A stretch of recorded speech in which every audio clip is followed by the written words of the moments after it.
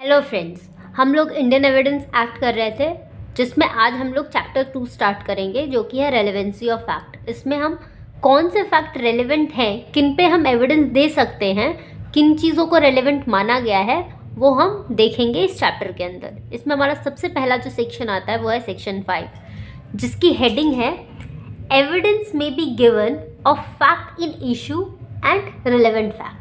जब भी एविडेंस देने की बात आएगी तो वो सिर्फ और सिर्फ फैक्ट इन इशू या फिर रिलेवेंट फैक्ट का ही दिया जा सकता है और किसी चीज़ से रिलेटेड एविडेंस कोर्ट में नहीं दिया जाएगा।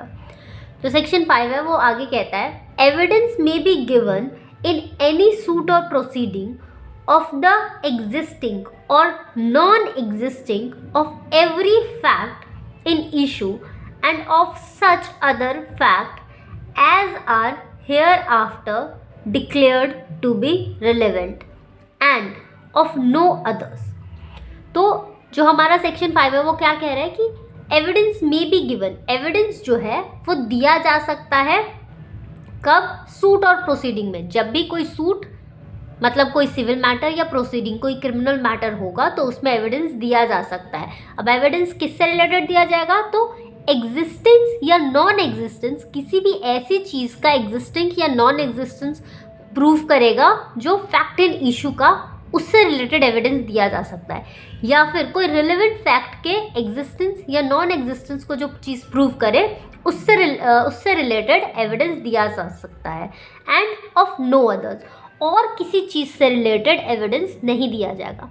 मतलब कोई भी चीज़ हम एज अ एविडेंस सिर्फ उन चीज़ों को प्रोड्यूस कर सकते हैं जो कि किसी भी फैक्ट एंड इशू के होने या ना होने का या किसी भी रिलेवेंट फैक्ट के होने या ना होने को बताए, उसी को हम एज अ एविडेंस सेक्शन 5 के अंदर कोर्ट में प्रोड्यूस कर सकते हैं। इसके बाद सेक्शन 5 में एक्सप्लेनेशन दिया गया है जो कि कहता है This section shall not enable any person to give evidence of a fact which he is disentitled to prove by any provision of the law for the time being in force relating to civil procedure। तो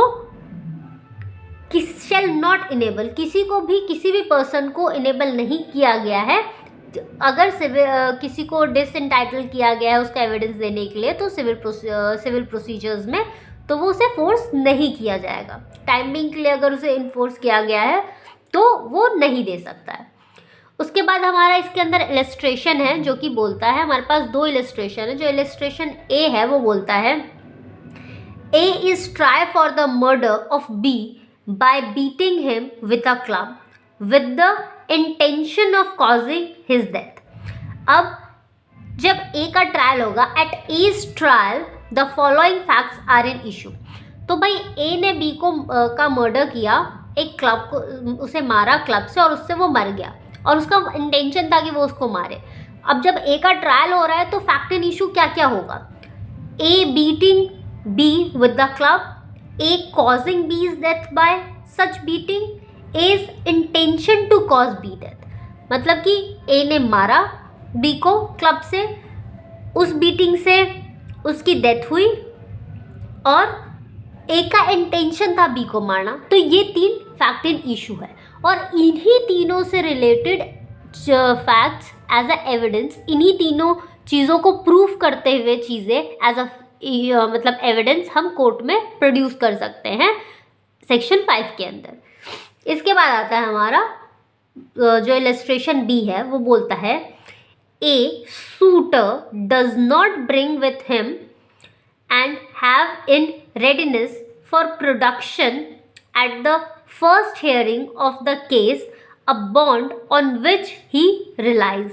this section does not enable him to produce the bond or prove its content at a subsequent stage of the proceeding, otherwise than in accordance with the condition prescribed by the code of civil procedure।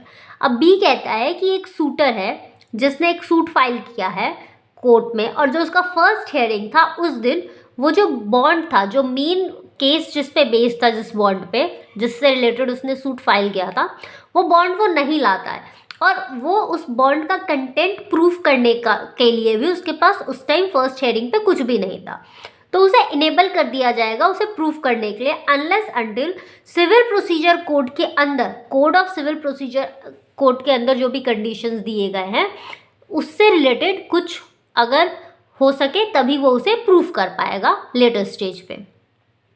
तो ये हमारा section 5 है जो कि बताता है कि evidence सिर्फ और सिर्फ फैक्ट इन इशू और रिलेवेंट फैक्ट पे ही दिया जा सकता है और किसी चीज़ पे नहीं दिया जाएगा। जब हम सेक्शन 5 की बात कर रहे हैं तो उसके साथ ही हमारा पास कनेक्शन में कुछ और सेक्शंस हैं जो हमें पढ़ना पड़ता है, जैसे कि है हमारा सेक्शन 165। ये सेक्शन 5 के कनेक्शन में है जो कि प्रूफ करता है ड्यूली प्रूफ चीज़ों को। तो हम जब सेक्शन 65 पढ़ेंगे नेक्स्ट वीडियो में तो देखेंगे कि ड्यूली प्रूफ क्या है।